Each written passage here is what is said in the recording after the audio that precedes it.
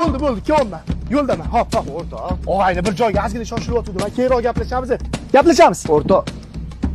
5 minut vaqt ajratsam bo'lardi. Dokumentlar qo'limda. 10 minut tushadi bo'laman. Hop. O'rta.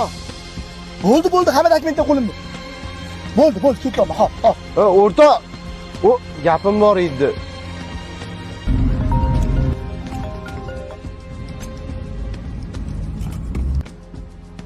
Ikki minut vaqt ajratsam bo'lardi.